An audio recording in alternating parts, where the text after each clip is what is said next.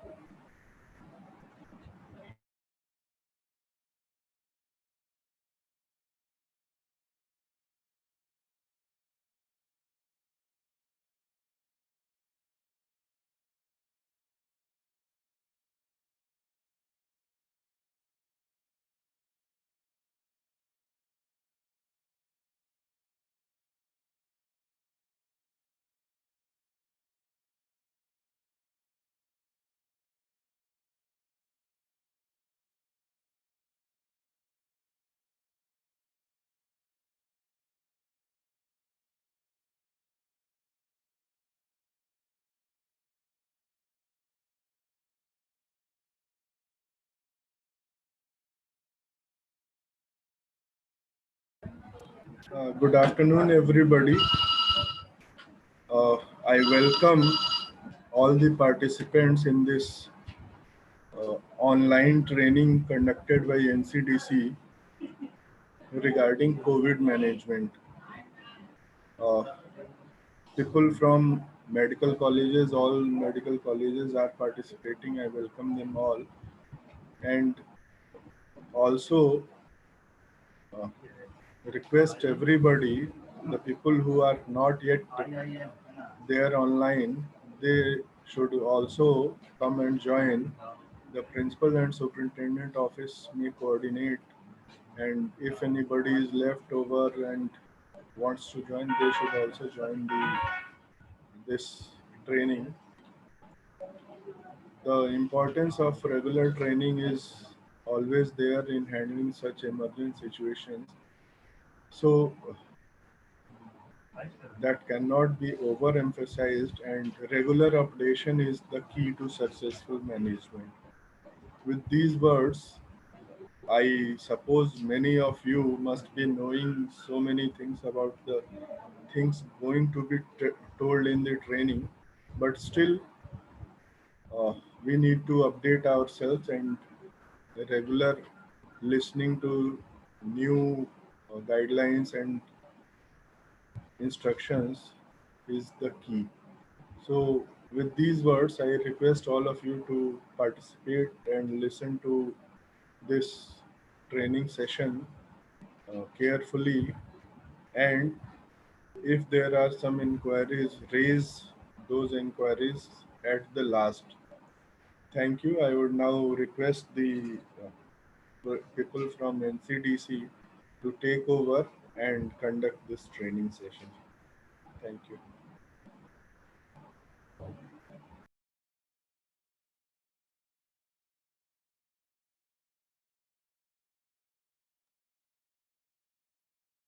To unmute me. Yeah, thank you.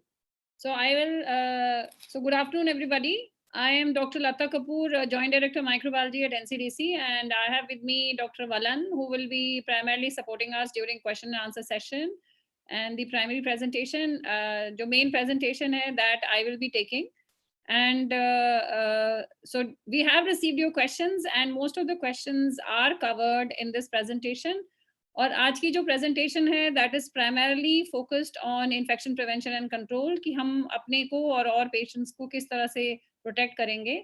And subsequently for patient management we will call in a clinician next time because एक session में ये सब कुछ cover करना थोड़ा मुश्किल है. So आज हम primarily protection की बात करेंगे, infection prevention की, बीमारी के बारे में, ये virus क्या है, so we will be talking about that. So I would like to share my presentation on the screen.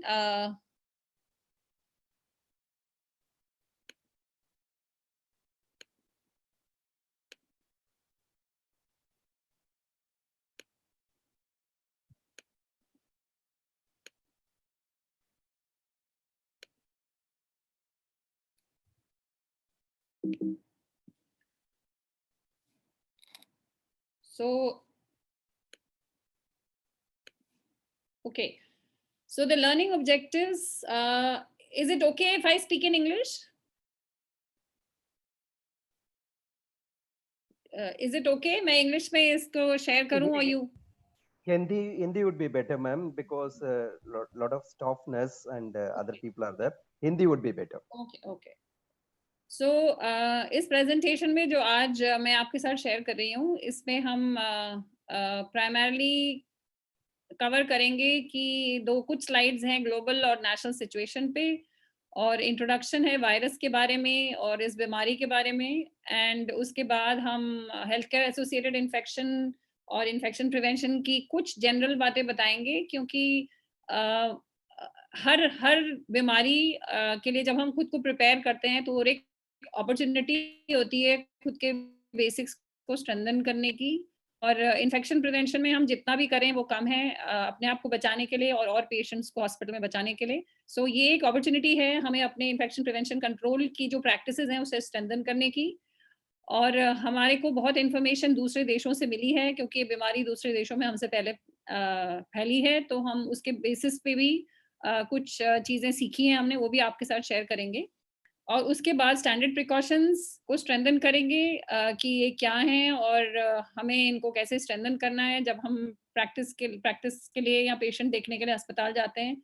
और ट्रायज क्या है, इस समय ट्रायज बहुत इंपॉर्टेंट है, उसके बारे में बात करेंगे। एडिशनल प्रिकॉशंस और एडिशनल कंट्रोल मेजर्स क्या हैं, एनवायरमेंटल क्लीनिंग और डिसइंफेक्शन बहुत ज़रूरी है इस बीमारी में, उसके बारे में बात करेंगे। बायोमेडिकल वेस्ट मैनेजमेंट बात करेंगे, और आखिरी में हम कुछ स्लाइड्स कि बाकी देशों ने हेल्थ केयर वर्कर्स को कैसे प्रोटेक्ट किया है, 2-3 कंट्रीज के एग्जाम्पल लेंगे। सो टू बिगिन, ये जो कोरोना वायरस है ये एक आरएनए वायरस है, और इसको कोरोना इसलिए कहा जाता है क्योंकि इसके ऊपर क्राउन जैसे वो मुकुट टाइप स्पाइक्स हैं, और ये एक बड़ी फैमिली है, और ये ह्यूमंस और एनिमल्स दोनों में सर्कुलेट करती है, और इसमें 4 जेनरा हैं, अल्फा बीटा डेल्टा गामा, और जो इंसान को इन्फेक्ट करती हैं वो ज़्यादातर अल्फा और बीटा कोरोना वायरसेस होती हैं, और ह्यूमन कोरोना वायरसेस सबसे पहले आइडेंटिफाई हुए थे मिड 1960s में। तो ये नई कोरोना वायरसेस नए नहीं हैं, ये 1960s में आइडेंटिफाई हुए थे, लेकिन ये जो सार्स कोवी 2 वाला जो स्ट्रेन है ये नया है, और इसीलिए इतनी प्रॉब्लम हो रही है इस समय वर्ल्ड में। सो रेयरली ऐसे होता है कि एनिमल वाले कोरोना वायरस इवॉल्व होके ह्यूमंस में आ जाते हैं, और जब ये आ जाते हैं तो ह्यूमंस के लिए एक नया वायरस होता है और बेसिक इम्यूनिटी नहीं होती है, इसलिए ये बीमारी सीवियर हो जाती है।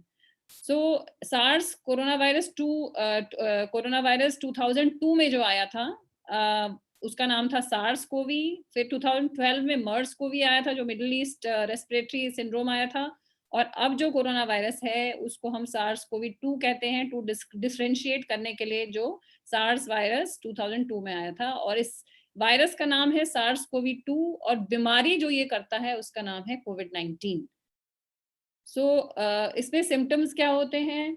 फीवर, खांसी और सांस फूलना, shortness of breath. So illness की सिवियरिटी जो है बहुत वाइड रेंजिंग है, माइल्ड से सिवियर, और कॉम्प्लिकेशंस जो हैं उनमें क्या-क्या इंक्लूड होता है? निमोनिया, रेस्पिरेटरी फेलियर, और सेप्सिस और multi system organ failure. So अगर आप ये देखें कि सबसे ज़्यादा जो ये है प्रोपोर्शन ऑफ केसेस जिनमें डिफरेंट सिम्टम्स देखे गए हैं। सो फीवर अगर आप देखें तो 80-85% लोगों में फीवर देखा जाता है, और ये माइल्ड, सिवियर और क्रिटिकल तीनों में दिया हुआ है। तो अगर आप देखें माइल्ड केसेस में भी 80% से आसपास लोगों में फीवर हम दिखता है इसमें। और फिर ड्राई कॉफ अगर आप देखें 40% के आसपास है, फटीग, थकावट, ये भी अराउंड 30 से 40% के आसपास पेशेंट्स में दिखती है। फिर एक्सपेक्टोरेंट बलगम जो है वो अराउंड 20-30% में दिखता है। सर दर्द 15 से 20% में, मसल एक, सोर थ्रोट, गला खराब, चेस्ट टाइटनेस, चिल्स। सो ये सारे सिम्टम्स हैं जो पेशेंट्स जिसके साथ प्रेजेंट करते हैं, पेशेंट्स में जो सिम्टम्स पाए जाते हैं।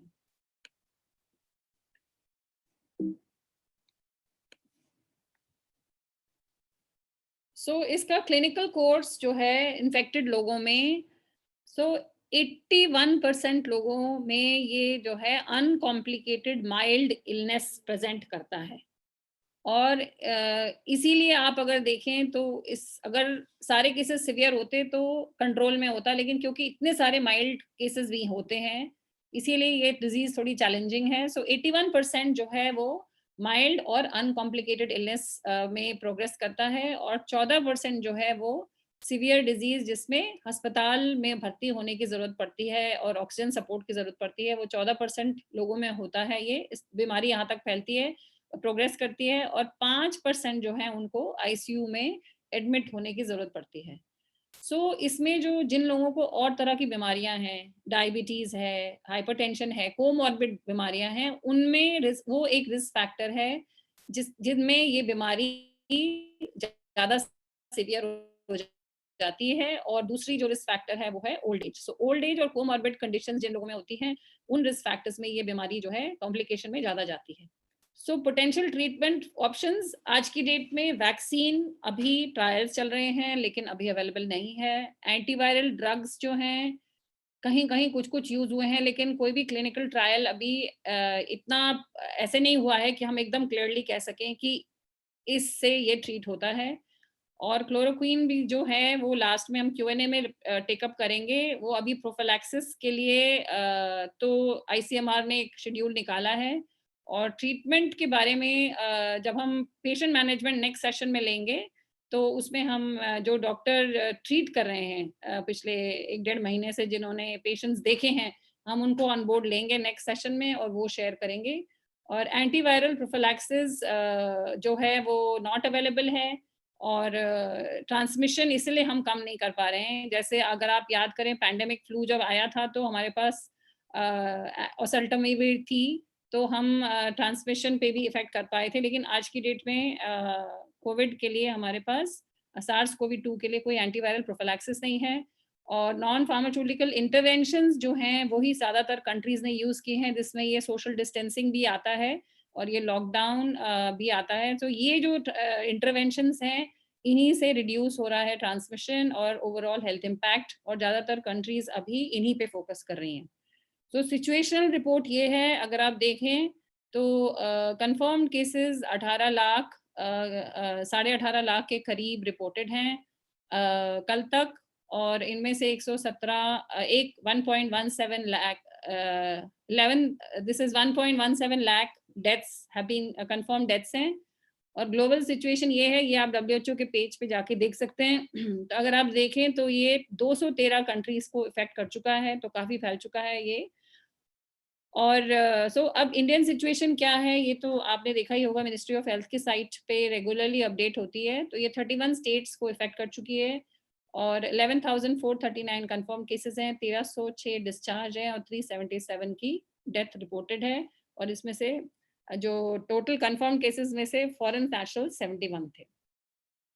सो ये जो डेथ रिपोर्टेड है, हम इसमें हमारे पास वो फिगर नहीं है कि किन किन में कोमॉर्बिड कंडीशंस थी। सो धीरे धीरे और डेटा जब बाहर आएगा और ओपन डोमेन में आएगा एज वाइज और कोमॉर्बिडिटीज किस किस में थी, तब हम एग्जैक्टली कह पाएंगे कि डेथ की जो स्प्रेड थी वो कैसे थी, किस तरह के लोगों में डेथ ज़्यादा देखी गई है। सो ये फ्लैटनिंग द कर्व की जो हम बात करते हैं, ये अगर विदाउट प्रिकॉशंस हम इस बीमारी को फैलने दें, सो इतना ये एक पीक टाइप आ जाता है। और अगर हम जो अभी हम कर रहे हैं,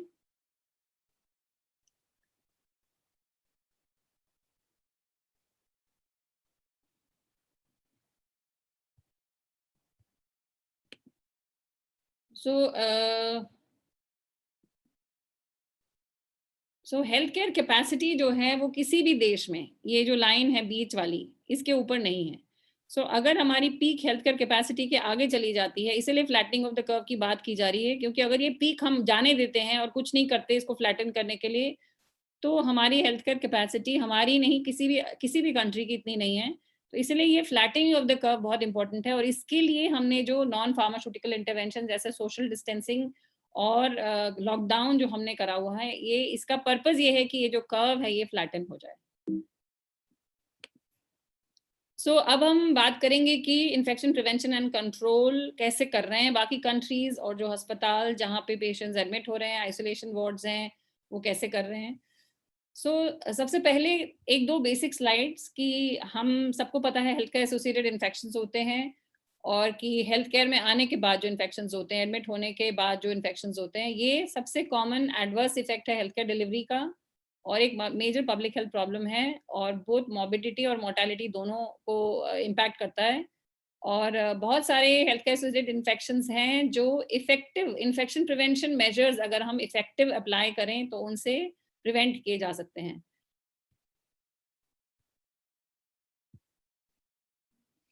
सो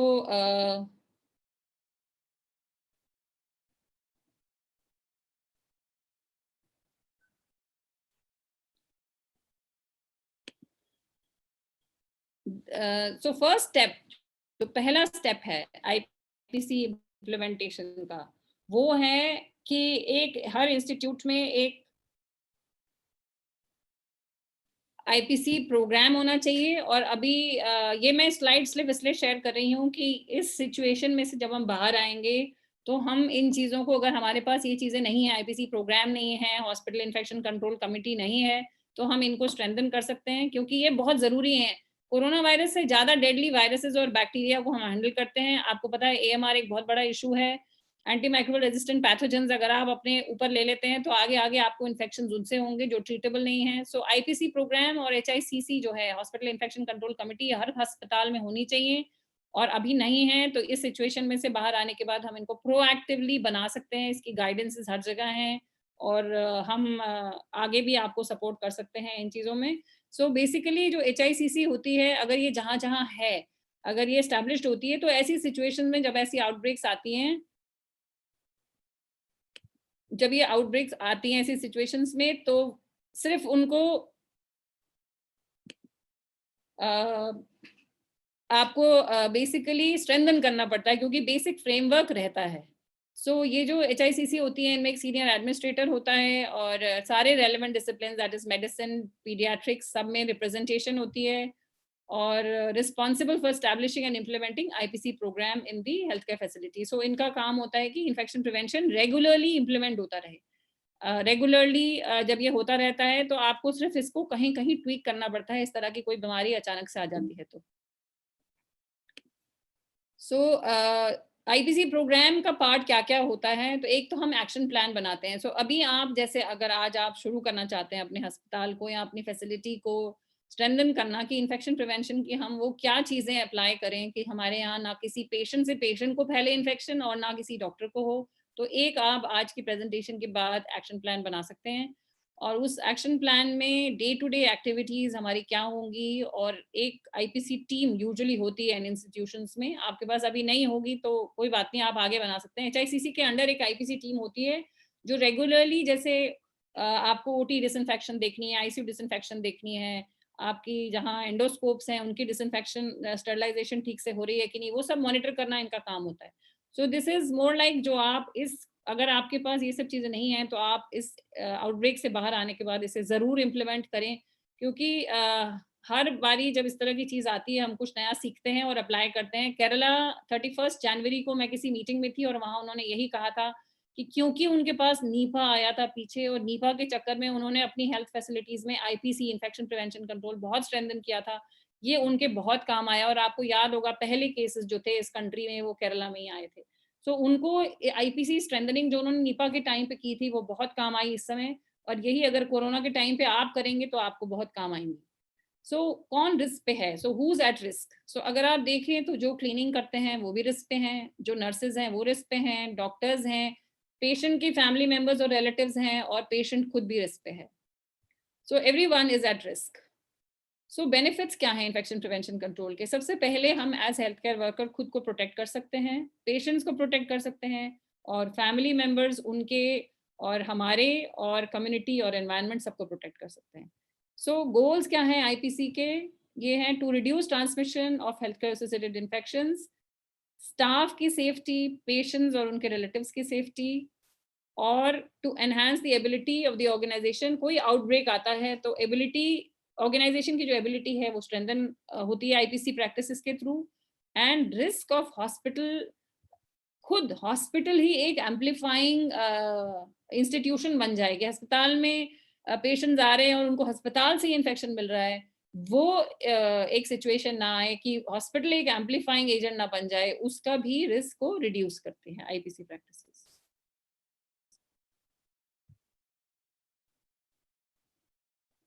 So what are the roles and responsibilities of HICC members?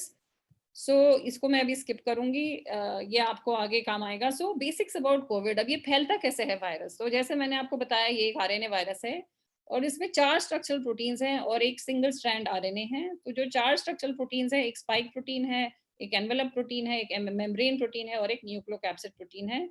और इसमें से 3 जो हैं S, E और M, ये जो हैं ये वायरस के एनवेलप पे होते हैं और जो चौथा वाला प्रोटीन है वो RNA को होल्ड करता है। इसका ट्रांसमिशन कैसे होता है? अब ये अगर आप समझ जाएंगे तो आप समझ पाएंगे कि आपको खुद को कैसे प्रोटेक्ट करना है। ये पॉइंट बहुत इंपॉर्टेंट है इस प्रेजेंटेशन में। प्राइमरीली ये कैसे ट्रांसमिट होता है? ये ट्रांसमिट होता है लोगों के बीच में थ्रू रेस्पिरेटरी ड्रॉपलेट्स। आपके किसी के मुंह से जो रेस्पिरेटरी ड्रॉपलेट्स निकल रहे हैं, खांसने पे या छींकने पे जो ड्रॉपलेट्स निकलते हैं, वो आपके मुंह, नाक या आंख पे पड़ने चाहिए। तो या तो वो डायरेक्टली आएंगे और या तो आपके हाथ कहीं जहां पे वो वायरस गिरा है और हाथ आपका वहां लगा और वही हाथ आपने इन 3 जगहों पे छू लिए तो वहां से आएंगे।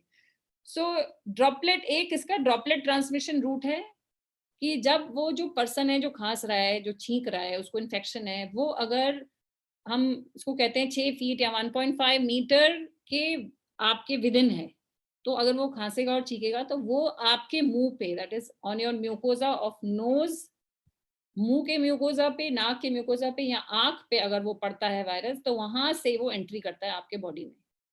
और तो risk of having his or her mucosa or conjunctiva exposed to potentially infective respiratory droplets. So in respiratory droplets में वो वायरस है और अगर ये droplets जो हैं ये आपके मुंह और नाक या आंख पे पड़ते हैं तो इनसे आपके बॉडी में एंटर कर सकता है वायरस।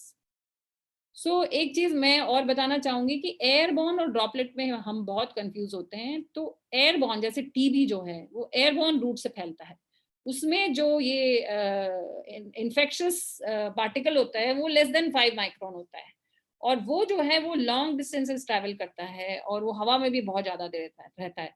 लेकिन ये जो ड्रॉपलेट ट्रांसमिशन है, ये जो रेस्पिरेटरी ड्रॉपलेट्स बनते हैं, ये मुंह से निकल के या नाक से निकल के ये सीधा कहीं सरफेस पे जाके गिरते हैं और इनकी रेंज जो है अराउंड 1 to 1.5 मीटर, 3 से 6 फुट बताते हैं कि इसके अंदर वो कहीं जाके गिरता है। तो ये ना तो ये हवा में बहुत ज्यादा रहता है और ना ये लॉन्ग डिस्टेंस ट्रैवल करता है। तो ये इसकी यूनिक बात है। अगर हम इसको समझ लें तो फिर हम अपने को क्या PP, protective equipment, personal protective equipment पहनना है, फिर इजी हो जाएगा हमारे लिए समझना। दूसरा जो तरीका है वो है कॉन्टैक्ट ट्रांसमिशन, कि हमने जो इन्फेक्टेड लोग थे उन्होंने जो वायरस है उनके बॉडी पे कहीं कहीं होगा, क्योंकि वो अपने अगर नाक को छूते हैं या मुंह को छूते हैं और उसके बाद अपने हाथ में या कहीं वो वायरस रह जाता है जब तक वो हैंड हाइजीन फॉलो नहीं करते। तो अगर हमने उनको छुआ, हैंडशेक किया, तो उनके थ्रू हमारे हाथ में आ सकता है, तो डायरेक्ट कॉन्टैक्ट हो गया। और इनडायरेक्ट कॉन्टैक्ट क्या है कि जब उन्होंने छींका या खांसा और वो उनके आसपास जो सामान पड़ा है, कोई ऑब्जेक्ट्स पड़े हैं, उन पे वो रेस्पिरेटरी ड्रॉपलेट्स गिरे और हमने उसी जगह, जैसे आपके पेशेंट का बेड रेल है, यहाँ सीढ़ी में से ऊपर चढ़ रहे हैं, आपने सीढ़ी का साइड वाला जो हम पकड़ के चढ़ते हैं उस पे किसी पेशेंट ने अपने हाथ में छींका था और उसको पकड़ा और आपने भी उसे पकड़ा, तो वो हाथ से आ सकता है। तो एनवायरमेंटल क्लीनिंग इसलिए इस केस में बहुत इंपॉर्टेंट हो जाती है। और ये route very similar to flu viruses है। फ्लू वायरसेस जो हैं वो भी ऐसे ही ट्रांसमिट होती है। So indirect contact with services or fomites in the environment around infected person. So उसमें जैसे आप थर्मोमीटर या स्टेथोस्कोप यूज करते हैं, तो इन बिटवीन पेशेंट्स थर्मोमीटर और स्टेथोस्कोप भी डिसइंफेक्ट करने बहुत जरूरी है। ये नहीं तो एक पेशेंट से दूसरे में वो वायरस एक बॉडी से दूसरे बॉडी पे जा सकता है और वहां से हाथ लगा के फाइनली जो वायरस है उसे नाक, मुंह और आंख में पहुंचना है, वो वहीं से एंटर करता है।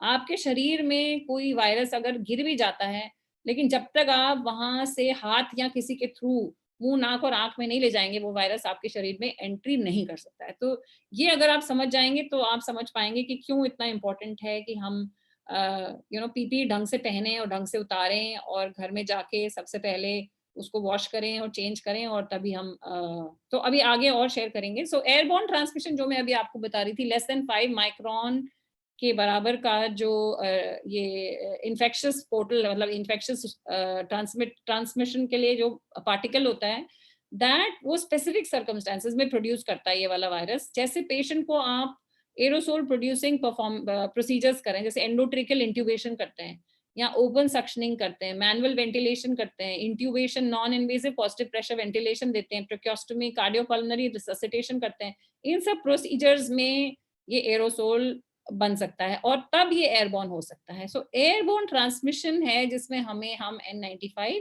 प्रिस्क्राइब करते हैं, क्योंकि वो एक जो मास्क है हमारा एयरबॉर्न ट्रांसमिशन से प्रोटेक्ट कर सकता है। सो ये इसीलिए समझना जरूरी है, क्योंकि पीपी सिलेक्शन में ये बहुत आपको आगे काम आएगा। सो स्ट्रैटेजीज क्या हैं स्प्रेड को प्रिवेंट करने की कोविड-19 की? सबसे पहले तो standard precautions for all patients. आप कोई मर्जी पेशेंट देखें, चाहे ओपीडी में देखें, चाहे कोविड वाले वार्ड में देखें, कहीं भी देखें, आपको स्टैंडर्ड प्रिकॉशंस अप्लाई करने हैं। अगर आप ये अप्लाई करेंगे तो the risk of transmission, even आप नहीं भी जानते किसको इन्फेक्शन है किसको नहीं है, वो बहुत ही कम हो जाता है। और ये लॉन्ग रन में जो डॉक्टर स्टैंडर्ड प्रिकॉशंस अप्लाई करते हैं, और इन्फेक्शन से भी आप खुद को प्रोटेक्टेड रखते हैं। दूसरा पॉइंट है इंश्योरिंग ट्रायज, अर्ली रिकग्निशन और सोर्स कंट्रोल। तो ये जो पॉइंट है, ये बहुत अस्पतालों ने ट्रायज बोर्ड्स लगाए हुए हैं अपने एंट्री के भी बाहर, एंट्री के बाहर ट्रायज बोर्ड लगाए हुए हैं, जिसमें बड़ा क्लियरली ये लिखा हुआ है कि अगर आपको रेस्पिरेटरी सिम्टम्स हैं तो आप कौन सी जगह जाइए, अगर आप खुद में कोविड सस्पेक्ट करते हैं तो आप कहाँ जाएंगे। सो इस तरह का एक ट्रायज बड़ा क्लियर है, और जो नॉन रेस्पिरेटरी सिम्टम्स वाले पेशेंट है वो कहाँ जाएंगे। सो इसमें अर्ली रिकग्निशन और सोर्स कंट्रोल इसके थ्रू हम कर सकते हैं। ये बहुत सारे अस्पतालों में आई हैव सीन, दिल्ली में भी हम करते हैं। आरएमएल जो सबसे पहला इंस्टीट्यूट कोविड के पेशेंट्स लेने लगा था, वहाँ पे भी ये ट्रायज उन्होंने बनाया है। सो इसके कुछ पिक्चर्स भी हम आपको आगे दिखाएंगे इन डिफरेंट स्टेट्स कैसे कर रहे हैं। सो तीसरा है implementing empiric additional precautions, that also we will share with you, और implementing administrative controls and environmental and engineering controls. So standard precautions क्या हैं? So basic level of infection prevention precaution है जो हमें हर पेशेंट के लिए, not just COVID, her patient के लिए regardless of उनका suspected confirmed status क्या है, हमें हर पेशेंट के लिए ये यूज करना है। और रिस्क असेसमेंट करके कि हम जिस पेशेंट को डील करने वाले हैं उसमें किस तरह की इन्फेक्शन हम सस्पेक्ट कर सकते हैं, और दूसरा कि किस तरह का हम उसके साथ कांटेक्ट एक्सपेक्ट कर रहे हैं। जैसे अगर हमने सिर्फ दूर बैठे क्वेश्चनर भरना है तो पीपी अलग होगा, अगर हमने पेशेंट को एग्जामिन करना है तो पीपी अलग होगा, और हमने अगर उसके ऊपर प्रोसीजर करना है जिससे एरोसोल बनने हैं तो पीपी अलग होगा। तो पर्सनल प्रोटेक्टिव इक्विपमेंट एक जैसा नहीं होता है। आप रिस्क के बेसिस पे, किस तरह का इन्फेक्शन है उस पेशेंट पे, उसके बेसिस पे आप अपना पीपी डिसाइड करते हैं, डिटरमिन करते हैं। सो एलिमेंट्स क्या हैं स्टैंडर्ड प्रिकॉशन के? Most important is hand hygiene. So this is the biggest negligent aspect, जो ये सबसे ज्यादा नेग्लिजेंट एस्पेक्ट ये है, और आज की डेट में सबसे इंपॉर्टेंट जिसपे पुश हो रहा है, एक वो जो मास्क हम कह रहे हैं हर कोई पहने, बाहर भी कम्युनिटी में भी हम ये दो चीजें जो कह रहे हैं, और दूसरा है बार बार साबुन से हाथ धोना, साबुन और पानी से हाथ धोना। सो hand hygiene is very important. And दूसरा है रेस्पिरेटरी हाइजीन। कफ एटिकेट्स हमने भी फॉलो करने हैं, और पेशेंट्स को भी बाय लोकल लैंग्वेज में आप साइनेजेस लगा के सिखा सकते हैं। आपने देखे होंगे बहुत सारे एडवर्टाइजमेंट्स भी आ रहे हैं आजकल टीवी में, जिनमें कफ एटिकेट्स की बात हो रही है। पोस्टर्स बहुत सारे बनाए हैं, मिनिस्ट्री ऑफ हेल्थ ने भी बनाए हैं। एंड और पीपी जैसे मैंने आपको बताया, रिस्क के हिसाब से हम डिसाइड करते हैं कि हमें कौन सा पर्सनल प्रोटेक्टिव इक्विपमेंट चाहिए। और safe injection practices, sharp management and injury prevention, ये तो कभी हम हमेशा आईपीसी में इसको इंक्लूड करते हैं। इसके लिए कुछ स्पेसिफिक नहीं है ये कोविड के लिए, ये हर इन्फेक्शन प्रिवेंशन प्रेजेंटेशन में होता है। और safe handling, cleaning and disinfection of patient care equipment, ये इस केस में बहुत इंपॉर्टेंट हो जाता है, क्योंकि ये जो इन्फेक्शन है ये कॉन्टैक्ट से फैलता है। सेफ हैंडलिंग, क्लीनिंग और disinfection of patient care equipment is very important in managing Covid patients. Environmental cleaning इसमें बहुत इंपॉर्टेंट है। जैसे मैंने आपको बताया कि पेशेंट छींकता है, खांसता है, तो वो वायरस जो है उस कंटेनिंग ड्रॉपलेट्स जो है वो एनवायरनमेंट में पड़े रहते हैं, तो एनवायरमेंटल क्लीनिंग एक हेल्थ केयर फैसिलिटी में बहुत इंपॉर्टेंट है इस समय। Safe handling and cleaning of soil linen, जो पेशेंट ने यूज किया है लिनन, उसकी हैंडलिंग कैसे होनी चाहिए, और वेस्ट मैनेजमेंट इस समय बहुत इंपॉर्टेंट है। सो चेन ऑफ ट्रांसमिशन अगर आप ये देखें, ये है चेन ऑफ ट्रांसमिशन, और ये हम सबको पता है कि एक इन्फेक्शियस एजेंट है, एक रिजर्वॉयर है, पोर्ट ऑफ एग्जिट होता है, mode of transmission, this is a general table. अब इन्फेक्शन को रोकने के लिए, इन्फेक्शन को प्रोग्रेस करने के लिए सारे लिंक्स कनेक्टेड होने चाहिए। अगर आप इसमें से एक भी लिंक को काटेंगे तो डिजीज ट्रांसमिशन घट जाता है। सो अगर हम इसको समझ लें तो हम में डिजीज ट्रांसमिशन हम कैसे रोकेंगे, या एक पेशेंट से दूसरे में कैसे रोकेंगे, तो हम इसके बेसिस पे हम समझ सकते हैं कि हम कैसे अपना ट्रांसमिशन विद इन हॉस्पिटल रोकेंगे। So hand hygiene, best way to prevent spread of germs in the healthcare setup and community is hand hygiene. Hand hygiene is the thing, the main जो हमारा पिलर है वो hand hygiene का है। बार बार हाथ धोना, बार बार हैंड सैनिटाइजर यूज करना, जब इसके बारे में मैं आगे बताऊंगी। So our hands are our main tool for work as health care workers, they are the key link in the chain of transmission. So हमारी चेन ऑफ ट्रांसमिशन में जो की लिंक है वो हमारा हाथ है हमारे, और इसीलिए हैंड हाइजीन सबसे इम्पोर्टेंट है। अगर आप देखें stethoscope, instruments, door knobs, medication, cell phone, caregivers, कहाँ हम हमारे हाथ नहीं जाते, हर जगह जाते हैं। सो हैंड हाइजीन के जो 5 मोमेंट्स WHO ने बताए हैं, बिफोर टचिंग अ पेशेंट बहुत जरूरी है। आपने देखा होगा हैंड सैनिटाइजर, इन चीज़ों पे इस समय हमें बहुत ध्यान देना पड़ेगा। कहीं हैंड सैनिटाइजर अगर हमें लगता है हमारे हाथ साफ नहीं है, गंदे हैं, उसमें मिट्टी लगी हुई है, तो हैंड साफ सोप एंड वाटर से धोएं, और अगर हमने एक बार क्लीन करे हैं सोप एंड वाटर से, तो उसके बाद हम हैंड सैनिटाइजर भी यूज कर सकते हैं। बिफोर क्लीनिंग, क्लीन और एसेप्टिक प्रोसीजर, आपको एसेप्टिक प्रोसीजर करने वाले मरीज पे तभी भी हैंड हाइजीन फॉलो करना है। बॉडी फ्लूइड एक्सपोजर का रिस्क है तो करना है, जैसे इनका ब्लैडर, जो ये यूरिन बैग है उसको हमने छुआ है अगर, तो we have to do after touching a patient and after touching patient surroundings. जैसे अगर हम पेशेंट को एग्जामिन करते हैं, उसके आसपास बेड रेलिंग या हमने किसी चीज को टच किया, उसके बाद भी हमें हैंड हाइजीन फॉलो करना है। So how to wash hands, ये बहुत इंपॉर्टेंट है। सो सोप एंड वाटर से हमने 40 to 60 second in health care facility, because we expect कि वहाँ पे हमें ज्यादा इन्फेक्शियस एजेंट्स से एक्सपोजर होता है, तो 40 to 60 सेकेंड है।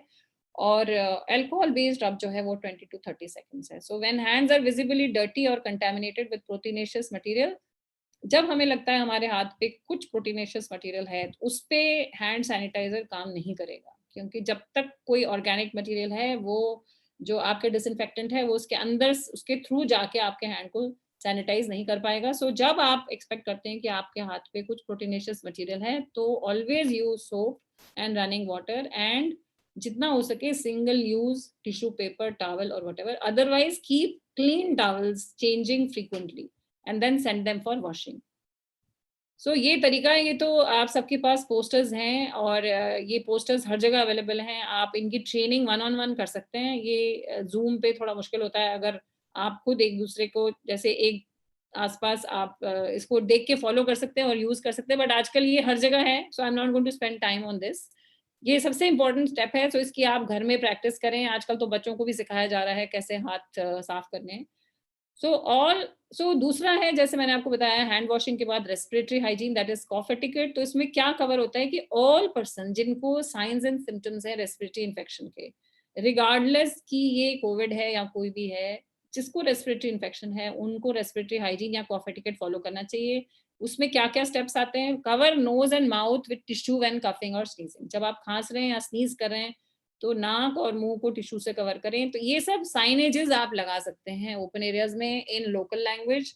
डिस्पोज ऑफ, और हमें भी फॉलो करना है। सो येस्टरडे ओनली मैं आपको बताती हूँ कि अस्पताल में इन्फेक्शन जो है वो सिर्फ मरीजों से नहीं फैल रहा है, एक डॉक्टर को मिलता है और 30 और को उस डॉक्टर से मिल जाता है। क्योंकि हम जब आपस में मिलते हैं तो हम भूल जाते हैं कि ये इन्फेक्शन हम में से किसी को भी हो सकता है। और इटली में कुछ डॉक्टर्स को कम्युनिटी से मिला था, अस्पताल से नहीं मिला था, और फिर उन्होंने अस्पताल में, क्योंकि अस्पताल हमारा क्लोज्ड एनवायरनमेंट होता है, सो बहुत जरूरी है ये समझना कि हम आपस में भी ये फॉलो करें, ना कि सिर्फ पेशेंट और हमारे बीच में। बट हम जब आपस में भी बैठे हैं तो अपना डिस्टेंस मेंटेन करें, क्योंकि जैसे मैंने आपको बताया कि एक लार्ज परसेंटेज ऑफ लोगों में ये इन्फेक्शन बहुत माइल्ड होता है, तो अगर आप अपना जो हम अभी सोशल डिस्टेंसिंग फॉलो कर रहे हैं, या आपको अस्पताल में, डॉक्टर्स ड्यूटी रूम में ये नहीं तो आप मास्क लगा के बैठे, अगर आप सोशल डिस्टेंसिंग नहीं फॉलो कर सकते, तो आप आपस में भी जब बैठ रहे हैं, और ये मेस और ये जो खाना खाने वाली जगहें हैं, इनमें भी आप डिस्टेंस रखें, और अगर आपको मास्क हटाना है तो डिस्टेंस बहुत जरूरी है, क्योंकि डॉक्टर्स से भी आपस में ये इन्फेक्शन फैल रहा है। So dispose tissues in the nearest waste receptacle and perform hand hygiene. फिर आप हाथ धोएं जब आपने खांस लिया, छींक लिया, फिर से यहाँ तो हैंड सैनिटाइजर, अगर रेस्पिरेटरी सेक्रेशन है तो हैंड आपको वाटर एंड सोप से ही धोना पड़ेगा। एंड अगर टिश्यू हैंकरचिफ नहीं है तो आप अपने एल्बो में खांस सकते हैं, ताकि आपके हाथ पे ना आए, क्योंकि एल्बो आप नहीं छुएंगे मुंह पे, लेकिन हाथ आप पक्का मुंह पे छुएंगे, और उससे फिर वो वायरस जो है वो ट्रांसफर हो जाएगा, और इधर उधर ना थूके। सो अदर इज कि आप अगर रेस्पिरेटरी आप चाहते हैं अस्पताल में जो पेशेंट आ रहा है जिसको रेस्पिरेटरी इन्फेक्शन है, वो कॉफी टिकट फॉलो करे, तो कुछ चीजें उसके लिए आसपास आपको प्रोवाइड करनी पड़ेंगी। सो एक बहुत इंपॉर्टेंट है, अगर कोई पेशेंट कहता है मुझे खांसी जुकाम है, तो आप उसे मास्क दे सकते हैं, ताकि वो अपने सिक्रीशंस को ओपन एनवायरनमेंट में ना फेंके, ना फैलाए। दूसरा, आप provide tissues and no touch, मतलब जो डस्टबिन हैं आपके, वो no touch foot pedal operated हो, जिनमें वो फेंक सके टिश्यू, या जो यूज कर रहा है वो अपने कॉफ को कंटेन करने के लिए। और अल्कोहल बेस्ड हैंड रब डिस्पेंसर्स रख सकते हैं वहां पे, ताकि वो एंट्री करते टाइम भी यूज करें, और सोप एंड वाटर भी कर सकते हैं। सो इसका मैं आपको आगे आपको I will show you more on this. और जैसे मैंने आपको बताया, इस इशू पे मैं बार बार बात करूंगी कि बहुत जरूरी है कि हम जल्दी से जल्दी जिन पेशेंट्स को रेस्पिरेटरी इन्फेक्शन है, क्योंकि जब वो खांस रहे हैं, छींक रहे हैं, जिनको रेस्पिरेटरी इन्फेक्शन है, सबसे ज्यादा जो इन्फेक्शन फैलता है वो उसी से फैलता है। तो जितनी जल्दी हम हेल्थ केयर फैसिलिटी में उन्हें पहचान लें, जितनी जल्दी, तो जैसे कुछ इंस्टीट्यूशन ने बाहर एक स्क्रीनिंग टेबल लगाई है, जिसमें ये एक बड़ी दूर पेशेंट खड़ा होता है, बड़ा चौड़ा टेबल या आगे लगाते हैं, और उससे पूछते हैं कि आपको, और साइनेजेस कहीं कहीं लगाए हैं कि आपको जुकाम खांसी है, और अगर वो कहते हैं नहीं, और फिर उससे पूछा जाता है कि आप क्या, कोविड के जो साइंस है, आप किसी फॉरेन ट्रैवल से तो नहीं आए हैं, या आप किसी कोविड पॉजिटिव पेशेंट के कांटेक्ट में तो नहीं है, वो सब कहते हैं नहीं, तब हम उनको थर्ड एरिया में भेजते हैं। नहीं तो ये ट्रायज के बेसिस पे उनको क्लियरली उन एरियाज में भेजा जाता है। सो अगर उनको रेस्पिरेटरी सिम्टम्स हैं तो उन्हें एक मास्क दे दिया जाता है, उन्हें डिस्टेंस पे बिठाया जाता है। सो ये सब चीजें at the earliest health care में एंट्री करने से पहले, at the earliest first step पे अगर हम इसको पहचान लें और इस तरह की सेटअप हम कर सकें, so it will be good. हम पेशेंट से पेशेंट में भी इसको स्प्रेड होने से रोकेंगे। सो विजुअल अलर्ट्स लगाने लोकल लैंग्वेजेस में at the entrance of out patient facilities, चाहे वो इमरजेंसी डिपार्टमेंट हो, आउट पेशेंट क्लिनिक हो, instructing patient and accompanying person, उनके लिए इंस्ट्रक्शन होना चाहिए उसमें कि आप हेल्थ केयर पर्सनल को बताएं अगर आपको रेस्पिरेटरी सिम्टम्स हैं, आप रेस्पिरेटरी हाइजीन प्रैक्टिस करें, और उसके स्टेप्स जैसे अभी हमने पिछले स्लाइड में देखे। और सर्जिकल मास्क अगर सिम्टोमेटिक है तो जरूर पहने, और उनको सेपरेट वेटिंग एरिया में डायरेक्ट किया जा सकता है। सो ड्यूरिंग जब रेस्पिरेटरी इन्फेक्शन कम्युनिटी में फैलता है, और एक्चुअली जो फ्लू इन्फेक्शन है वो भी बिल्कुल ऐसे ही फैलता है, लेकिन वो इतना डेडली नहीं है, इसीलिए हम इतना बॉदर नहीं करते हैं। बट ये सेम तरह के प्रिकॉशंस कुछ इंस्टीट्यूट्स जो हैं H1N1 के टाइम पे भी बहुत लोगों ने इसको इम्प्लीमेंट किया था। सो जब रेस्पिरेटरी इन्फेक्शन कम्युनिटी में बढ़ता है, वैसे ही जैसे ये इन्फेक्शन अब आगे अगर कम्युनिटी में फैलने लगता है, so we should give triple layer mask to people who are coughing. जो खांस रहे हैं उन्हें हमें ट्रिपल लेयर मास्क एटलीस्ट अस्पताल में जब वो आते हैं उन्हें जरूर देना चाहिए कि आप खांस रहे हैं, आप प्लीज ये मास्क लेके अंदर जाइए, और उनका वेटिंग एरिया अलग होना चाहिए। So encourage coughing persons to sit, पहले ये 1 मीटर था, लेकिन अब ये 6 फीट तक हम कह रहे हैं। So 1.5 metre away from others in common waiting area. So अगर इनका वेटिंग एरिया अलग है तो एक दूसरे से भी ये थोड़ा डिस्टेंस बना के बैठे, और अगर डिस्टेंस नहीं हम मेंटेन कर सकते तो एटलीस्ट एक मास्क देके हम थोड़ा जितना डिस्टेंस कर सकते हैं उस पर इनको बिठाएं वेटिंग एरियाज में। सो पीपीई के ये डिफरेंट पार्ट्स होते हैं, और ये सब एक टाइम पे नहीं पहने जाते अनलेस इनकी जरूरत हो। सो किसी सिचुएशन में पीपीई सिर्फ मास्क हो सकती है, किसी सिचुएशन में पीपीई जो है सिर्फ गाउन भी हो सकती है। सो डिफरेंट डिफरेंट पीपीई के सेट्स हम रिस्क असेसमेंट की बेसिस पे बनाते हैं। सो जो फेस मास्क है वो हमारे नोज और माउथ को कवर करता है, जो N95 मास्क है वो नोज और माउथ को करता है, लेकिन इसमें फर्क ये है कि N95 जो है वो बहुत छोटे पार्टिकल्स को भी फिल्टर करता है। जैसे मैंने आपको बताया था टीबी के केस में लेस देन 5 माइक्रोन वाले पार्टिकल्स बनते हैं, एरोसोल्स, जो कोविड में नॉर्मली नहीं बनते, खांसी जुकाम में नहीं बनते, लेकिन जब आप एरोसोल वाले प्रोसीजर्स करते हैं, जैसे आईसीयू में करते हैं, तो वो छोटे पार्टिकल्स बनते हैं, तब ये N95 आपको चाहिए।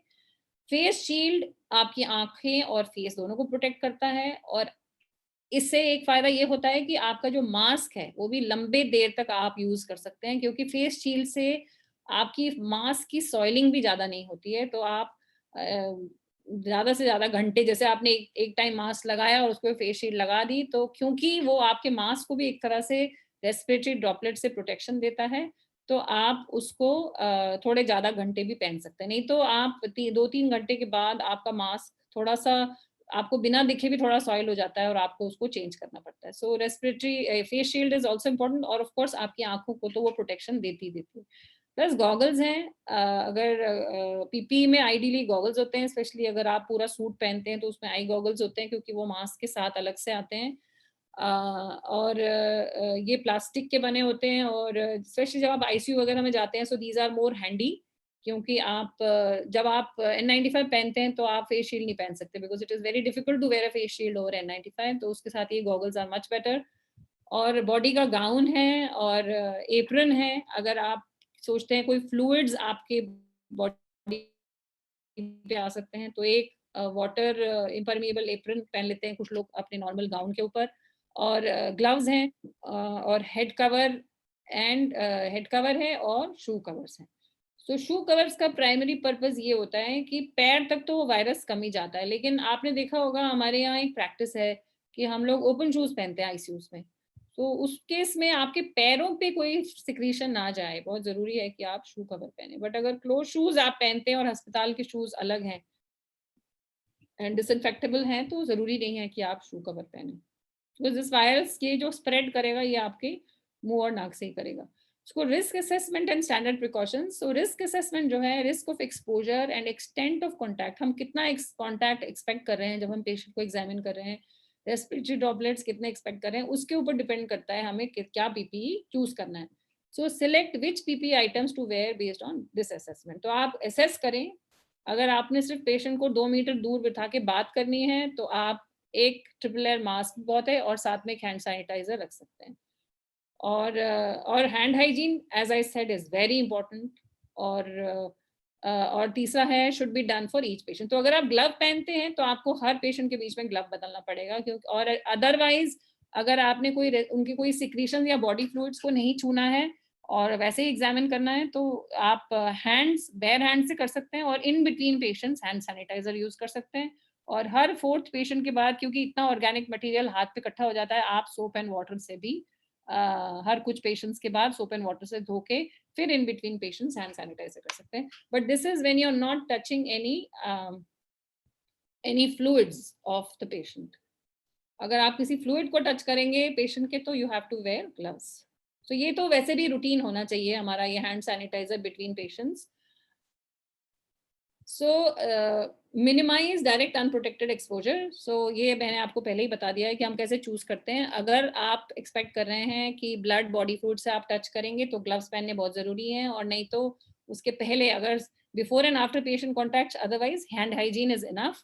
और अगर रिस्क ऑफ स्प्लैशेस हैं, और इस समय क्योंकि पेशेंट को SARS-CoV-2 हो सकता है, तो आज की डेट में हमारे इतने क्राउडेड अस्पताल होते हैं कि ट्रिपल लेयर मास्क तो मुझे लगता है आप कॉरिडोर में वॉक करें तो भी पहने, क्योंकि हमारे इतने क्राउडेड अस्पताल होते हैं कि आप नहीं एक्सपेक्ट कर सकते कि डिस्टेंस नहीं मेंटेन कर सकते। तो हॉस्पिटल में एंट्री के टाइम पे ही आज की डेट में at least all everybody should be wearing. और आज की डेट में तो वैसे भी इवन इन द कम्युनिटी लोगों को हम कह रहे हैं कि आप मास्क पहने, लेकिन वो तो हैंडमेड है, वो हॉस्पिटल में नहीं चलेंगे। हॉस्पिटल में आपको ट्रिपल लेयर मास्क पहनना है। All healthcare workers at all times in the hospital must be wearing triple layer mask, especially जब आप crowds में जा रहे हैं, चाहे वो OPD हो चाहे वार्ड हो, जहाँ पे आप डिस्टेंसिंग नहीं मेंटेन कर पा रहे। So always perform hand hygiene before and after wearing PPE. और पीपीई कैसे पहनना चाहिए, बहुत सारे training materials ministry of health की वेबसाइट पे भी हैं। इसके एंड में मैं उसका भी आपको एक स्लाइड है जिसपे लिंक भी है, तो आप प्लीज उस पर भी अटेंड कर सकते हैं ट्रेनिंग्स। और पीपी जैसे मैंने आपको बताया अकॉर्डिंग टू रिस्क आपने डिसाइड करनी है, और पेशेंट के कांटेक्ट में आने से पहले पहनना है। ये नहीं कि पेशेंट को आपने कर लिया फिर आपने बोला नहीं अभी, तो आपने तो पहले खुद को एक्सपोज कर लिया। तो पहले बिफोर यू एंटर, जैसे अगर आज आपने वार्ड, आज आपका ओपीडी है और वो भी आपने कोविड-19 वाले वार्ड में या रेस्पिरेटरी इन्फेक्शन वाले ओपीडी में बैठ के पेशेंट देखने हैं, तो आप पहले ही पीपी पहन के जाएंगे और remove PP immediately after completing task, उसको पहन के और अस्पताल में बाकी पार्ट्स में नहीं घूमें। और दोबारा रीयूज के, अब क्योंकि शॉर्टेज है तो कुछ कुछ पीपी को कैसे रीयूज करना है इसकी भी गाइडेंस मिनिस्ट्री ऑफ हेल्थ की साइट पे अवेलेबल है। आई थिंक अभी बस एम्स लास्ट उनकी टेस्टिंग कर रहा था कि कैसे हम कुछ कुछ चीज़ें कितनी रीयूज कर सकते हैं, तो वो भी बहुत जल्दी अवेलेबल हो जाएगी। एंड बाकी कुछ चीज़ों में आप अपना कॉमन सेंस भी लगा सकते हैं, जैसे अगर आपका वाटर इम्परमेबल एप्रन है तो उसको हाइपो में करके और पानी में रिंस करके और उसको रीयूज करा जा सकता है। और जैसे फेस शील्ड है तो आपने दिन भर अगर फेस शील्ड लगाई है तो उसको 10 मिनट्स हाइपो में डाल के और उसको छोड़ दीजिए और अगले दिन फिर इससे हैंड सैनिटाइजर बेसिकली अल्कोहल से वाइप करके उसको दोबारा पहना जा सकता है। सो जहाँ तक N95 की बात है वो Q&A में हम कवर करेंगे। And clean and disinfect reusable PP between each use, बहुत ज़रूरी है कि हम दोबारा पीपी को बिना डिसइंफेक्ट किए अगर रीयूजेबल पीपी हम यूज़ कर रहे हैं उसको ना पहने। सो चेंज पीपी इमीडिएटली जाता है उसके ऊपर, तो आप उसको इमीडिएटली बदलें। और PP should not be adjusted और टच ड्यूरिंग पेशेंट केयर, तो उसको छूना नहीं है आपने पेशेंट केयर के टाइम पे। आप ये सोचें कि सामने इन्फेक्टेड है तो उसको छुएंगे तो फिर आपने अपने हाथ इन्फेक्ट कर लिया और वापस आपने पेशेंट को छू लिया। सो दूसरे पेशेंट को never touch your face while wearing PP. And if there is concern, अगर आपको लगता है फट गया कहीं से तो आप उसको चेंज कर लें। और हमेशा पीपी उतारते टाइम डर्टीएस्ट पहले उतारा जाता है और उसके बाद पहनते टाइम तो एक ये जो इसका ऑर्डर है वो ये होता है कि आप जब पहन रहे हैं तो आप गाउन पहनते हैं, फिर मास्क रेस्पिरेटर लगाते हैं, फिर आई शील्ड लगाते हैं और फिर ग्लव्स लगाते हैं। और अगर आप शू कवर पहन रहे हैं तो आप पहले शू कवर पहनते हैं। और अगर आप उतारते वक्त आप पहले ग्लव्स उतारते हैं, तो 2 ग्लव इसलिए पहने जाते हैं अगर हो सके तो, और नहीं तो फिर एक ग्लव अगर आपने पहना है तो पहले आप ग्लव उतारेंगे, उसके बाद आप अपना पीपी उतारेंगे और हैंड सैनिटाइजर से अपना हाथ साफ करेंगे। एंड फिर उसके बाद you will wash your hands with soap water. So अगर आप देखें तो कुछ लोग 2 ग्लव, इसमें भी 2 ग्लव्स हैं, पहला ग्लव उतार के दूसरे ग्लव से आप पीपी उतारें। पर अगर आप एक पहन रहे हैं तो पहले सबसे खराब आपका सबसे गंदा जो है वो आपका हाथ है, तो सबसे पहले आपने हाथ वाला ग्लव उतारना है और उसके बाद आपने गॉगल शील्ड उतारनी है, फिर गाउन उतारना है और फिर मास्क और रेस्पिरेटर, और फिर आपने वॉश करने hands. So this is safe injections, इसके बारे में मैं अभी बात नहीं करूंगी क्योंकि safe injections is suppose we all are suppose to be using this infection prevention control practices. So triage के बारे में थोड़ा सा मैं और बताना चाहूंगी कि जैसे मैंने कहा कि ट्रायज जितनी जल्दी हम जिन मरीजों को एक्यूट रेस्पिरेटरी ट्रैक्ट इन्फेक्शन है उनको हम क्लियरली सबसे पहले आइडेंटिफाई करें और उनको हम ट्रायज कर लें, क्लिनिकल ट्रायज करें, तो उससे हमारा ट्रांसमिशन बाकी लोगों को बहुत कम हो सकता है। और जब आप उनको ARI OPD में भेजते हैं, वहाँ जो डॉक्टर बैठा है, जो नर्स है, वो सब मेंटली प्रिपेयर्ड है कि हमारे पास जो पेशेंट्स आएंगे ये रेस्पिरेटरी इन्फेक्शन वाले हैं और इनसे रेस्पिरेटरी इन्फेक्शन फैलता है जिसमें कोविड भी है, तो वो मेंटली प्रिपेयर्ड होते हैं। तो इसलिए, और जो मरीज वहाँ बैठे हैं वो भी मेंटली प्रिपेयर्ड हैं कि यहाँ पे सारे ऐसे ही पेशेंट हैं। लेकिन दूसरे एरियाज में जब हम ऐसे पेशेंट्स को बिना आइडेंटिफाई किए भेज देंगे तो इन्फेक्शन का ट्रांसमिशन बहुत ज़्यादा हो सकता है नॉन कोविड पेशेंट्स में भी और हेल्थ केयर वर्कर्स में भी। सो मोस्ट इम्पॉर्टेंट, जैसे मैंने आपको शुरू में बताया, ARI पेशेंट्स के लिए डेडिकेटिंग वेटिंग एरिया आप बना सकते हैं और ask patients with respiratory symptoms to face mask, एक 1.5 मीटर डिस्टेंस। एंड अगर जहाँ हो सके, नहीं तो मास्क पहन के अगर बैठे हैं और थोड़ा डिस्टेंस भी रखेंगे तो इट विल बी गुड।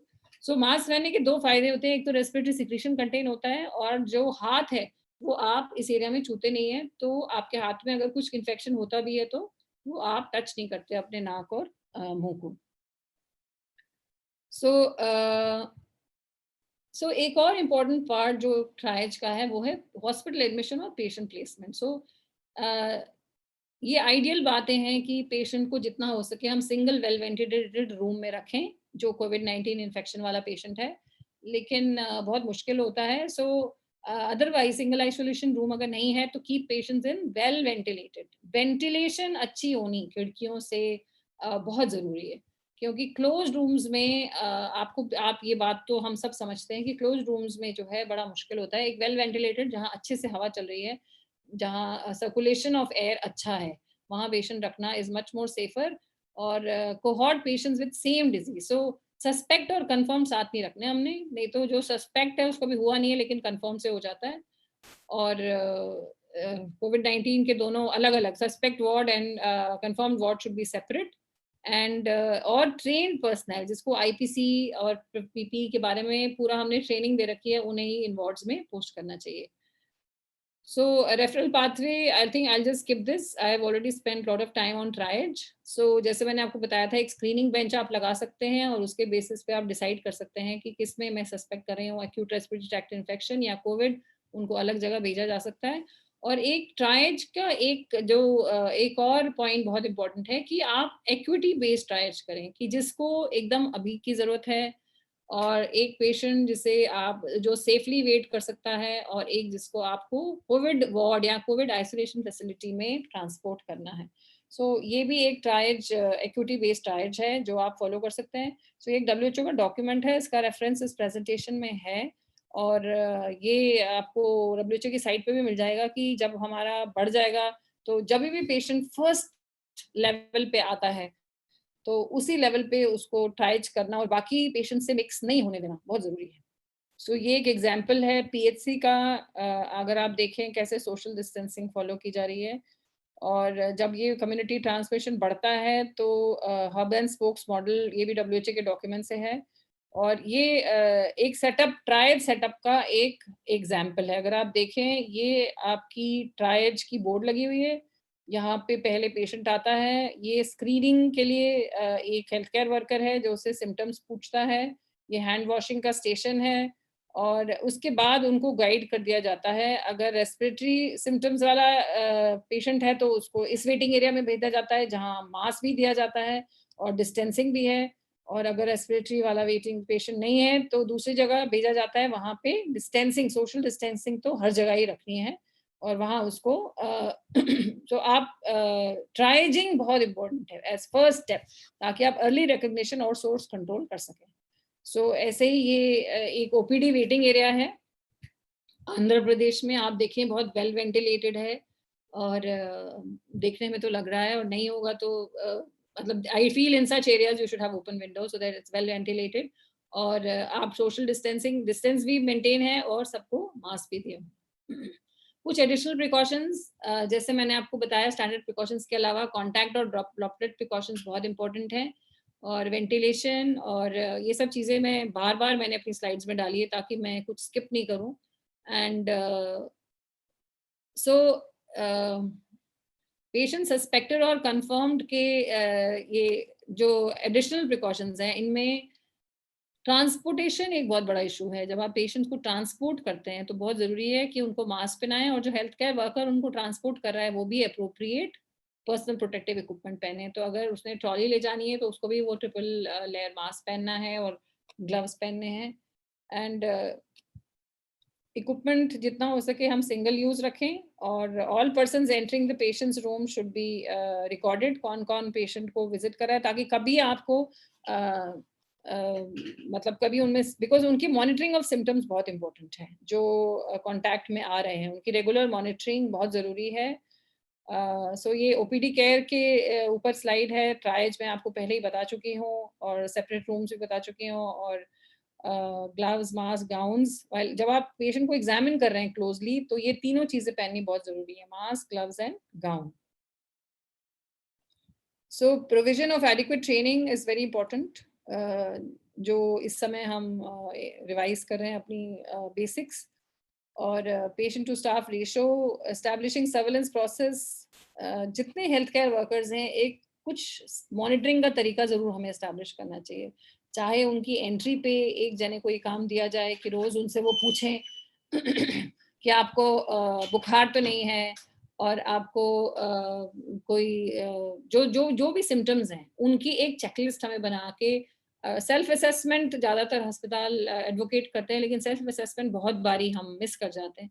तो कुछ हॉस्पिटल्स में जैसे RML में उन्होंने ये इम्प्लीमेंट किया है कि एक एक आदमी को ये काम दिया है उन्होंने कि आपको ये वाले यूनिट में इस बंदे की रिस्पॉन्सिबिलिटी है कि सुबह जब लोग रिपोर्ट करते हैं काम पे तो वो उन सब से एक चेकलिस्ट है उसको भरता है। सो एक सर्वेलेंस प्रोसेस एस्टेब्लिश करना हेल्थ केयर वर्कर्स के लिए बहुत ज़रूरी है, ताकि आप उनमें अगर कोई रेस्पिरेटरी इन्फेक्शन का सिम्टम आते हैं तो आप उनको जल्दी से जल्दी प्रोटोकॉल जो है कोविड की उसमें डाल सकें। उस प्रोटोकॉल में basically you have to test them, you have to assess and then test. So ये मैंने प्रोटोकॉल यहाँ पे बताया था। सो कोविड प्रोटोकॉल जो है वो आइसोलेट, टेस्ट एंड ट्रीट। अगर आप ये देखें, जब आप हेल्थ केयर वर्कर्स को रोज रूटीन सर्वेलेंस करते हैं जो ड्यूटी पे हैं, तो अगर उनमें आपको कोई सस्पेक्ट लगता है तो उनके लिए आप ये कोविड प्रोटोकॉल में उनको डाल सकते हैं और उनको बेसिकली टेस्ट और आइसोलेट, टेस्ट एंड ट्रीट कर सकते हैं। सो होम केयर में मैं I will not talk about it, ये डॉक्यूमेंट्स मिनिस्ट्री ऑफ हेल्थ की साइट पे भी हैं और WHO की साइट पे भी हैं। और फेस मास्क को रिलेटेड मैं कुछ बातें बोलना चाहूँगी जिसमें हम बहुत बड़ी गलती करते हैं और इनकरेक्टली हम बहुत बारी मास्क यूज़ करते हैं। सो जब आपने मास्क उतारा, एक तो हैंड हाइजीन बहुत ज़रूरी है उतारने के बाद, जब भी आप मास्क को छूते हैं so front of the mask is infected, आप उसको अगर छू रहे हैं तो आपने अपना हैंड इन्फेक्ट किया है, तो हैंड हाइजीन बहुत इंपॉर्टेंट है। सो कम्युनिटी सेटिंग्स में आपको पता है पहले हम कह रहे थे नहीं ज़रूरत है, लेकिन आज की डेट में हम स्पेशली वल्नरेबल इंडिविजुअल्स जो हैं जब वो क्राउडेड एरियाज में जाते हैं तो उनको फेस मास्क वो भी सर्जिकल वाला पहनना चाहिए, स्पेशली जो ओल्ड एज है या जिनमें कोमॉर्बिड कंडीशंस हैं और इन्फेक्शन में be transmitted before symptom onset. तो जब हम क्राउडेड एरियाज में जा रहे हैं तो बहुत ज़रूरी है कि इन्फेक्टेड पीपल जो हैं और एसिम्प्टोमेटिक जो हैं वो भी पहने। इसलिए आज आप देखेंगे कि काफ़ी कंट्रीज़ में everybody is being asked to wear mask, and respiratory symptoms वालों को तो हमें surgical mask देना है, not any homemade mask, because we want them to contain their respiratory droplets. So ये एक point है on mask management जो मैं आपके साथ शेयर करना चाहती हूँ कि मास्क को अपने नाक और मुंह दोनों पे सिक्योर करना है आपको, because it is supposed to protect both your mucosa of your mouth and nose. और जब इस्तेमाल में है मास्क तो उसको आपने सामने नहीं छूना है, आपने पीछे लेस में से या सिर्फ उसको आप छू सकते हैं, आप इस एरिया को नहीं टच करें। आफ्टर रिमूवल आपने उतार दिया और अगर आप एडवर्टेंटली उसका, जैसे आपने गलती से इसको छू दिया आप कुछ बात करते हुए या, तो आपने उसके बाद फिर हैंड हाइजीन फॉलो करनी है, फिर से हैंड सैनिटाइजर या हैंड वॉश करना है और उतारते वक्त आप यहाँ से उतार के और उसको फेंकेंगे।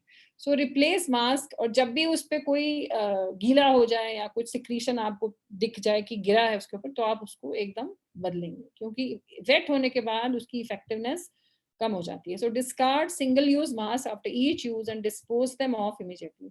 सो I hope the mask management is very important. आप सोचें आपने मास्क पहना है, आप पूरा ओपीडी होके आ गए और उसके बाद आपने यहाँ कर दिया उसको, तो यहाँ जो वायरस है you are having direct access to that, और उसके बाद आपने यहाँ पे भी छुआ और उसके बाद आपने यहाँ पे भी छुआ, so you have actually transmitted your virus from the front of the mask right on to your face and your knows.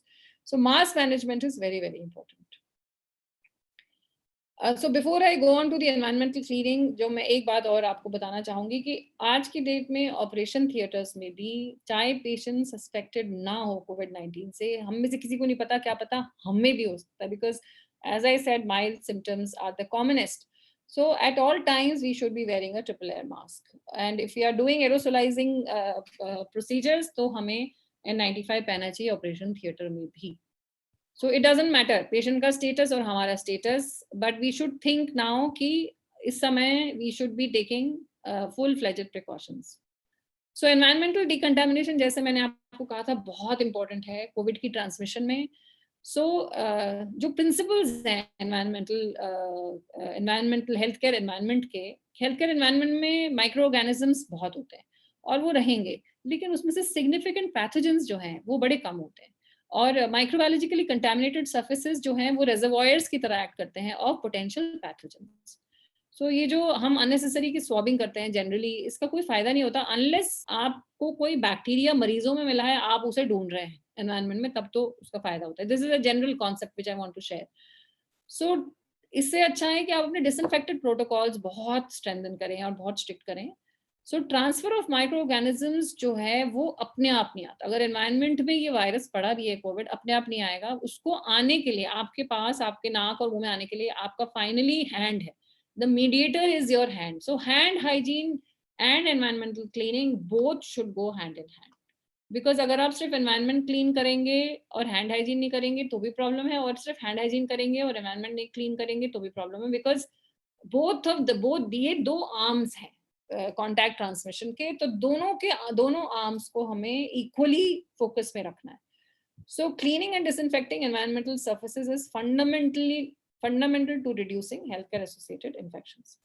So COVID-19 virus can potentially survive in the environment for hours or days. अभी भी इस पे studies are going on. तो premises and areas potentially contaminated with the virus are to be disinfected before their reuse. So जैसे equipment है, ICU में patient है, उसके आसपास equipment है, उनका routine disinfection बहुत जरूरी है. सो क्लीनिंग स्ट्रैटेजीज जो एस्टैब्लिश्ड हैं वही हमें यूज करनी है आगे भी. और उसमें पहला स्टेप आता है बायो बर्डन रिड्यूस करने का. जैसे मैंने आपको कहा, जहाँ पे बायो बर्डन ज्यादा होगा वहां डिसइंफेक्टेंट काम नहीं करता है. तो cleaning is the first step ताकि बायो बर्डन कम हो, और फिर disinfectant of the equipment and environmental surfaces. So housekeeping surfaces दो ग्रुप्स में आती हैं. एक वो जो हाई टच सर्फेसेज हैं, जहाँ हम पेशेंट, नर्स, एवरीबॉडी बहुत फ्रीक्वेंट टच है. और दूसरी है मिनिमल हैंड कॉन्टैक्ट, जैसे floors and ceilings. So high touch surface जो है हमें उनकी चिंता ज्यादा करनी है, क्योंकि जो छू ही नहीं जा रही, जहाँ पे हमारा टच ही नहीं है, वहाँ हम जो रूटीन क्लीनिंग करते हैं उतनी बहुत है. लेकिन जो high touch house keeping surfaces हैं, जैसे door knobs, bed rails, light switches और एजेस ऑफ प्राइवेसी कर्टन्स, इन सब पे we have to take care and disinfect them more frequently.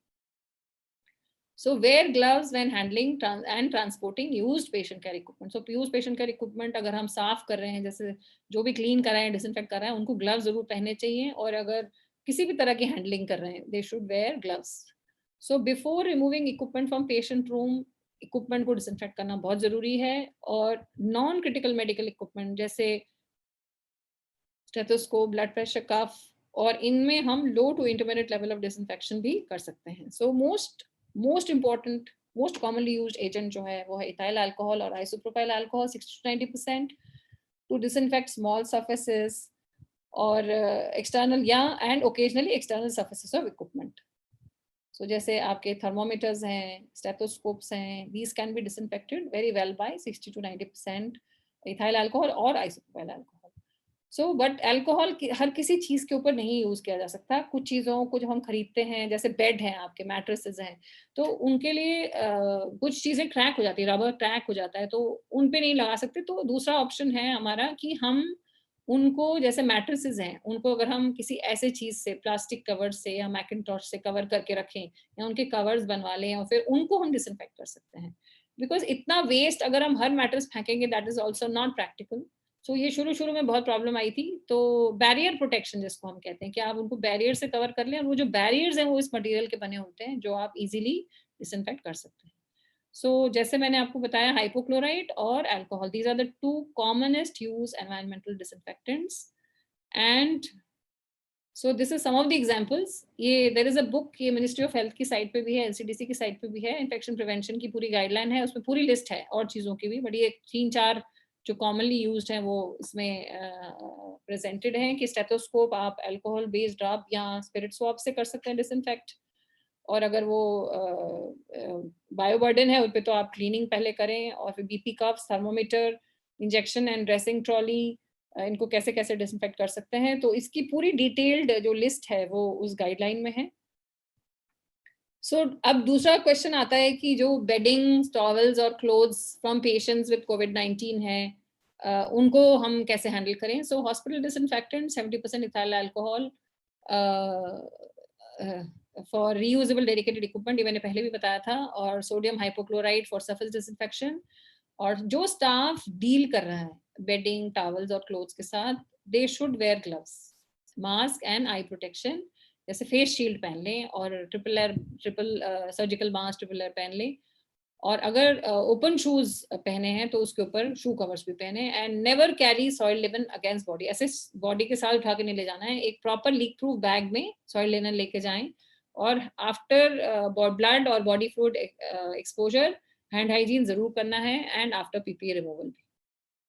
So most important is if you have a washing machine for soil linen, तो 60 to 90 degree centigrade में आप इसको सोक wash करके followed by इसको 0.1% hypochlorite में 30 मिनट्स के लिए सोक कर सकते हैं, और फिर इसको सनलाइट में सुखा दें. और नॉन वॉशिंग मशीन के अगर लिनन धुल रहा है तो हॉट वाटर में सोक करके with soap and detergent large drum में, और उसके बाद उसको स्टर करने के लिए avoid splashing, you can use a large stick, and then you empty the drum, और उसको फिर रिंस करके 0.1 क्लोरीन में 30 मिनट्स के लिए रखे, और फिर इसको सनलाइट में सुखाएं. So this can be done, and otherwise we even hot water with detergent is good enough to kill the virus, but further disinfection, especially for isolation wards of COVID-19, can be done with hypochlorite. So designate specific well-trained staff for cleaning environment. So environment cleaning के लिए आप designate करें, all high touch surfaces must be disinfected more frequently. Very important. And define the scope of cleaning, और एक आप checklist भी बना सकते हैं कि रोज ये सब साफ हुआ कि नहीं, इस पे आपने डिसइंफेक्टेंट लगाया कि नहीं.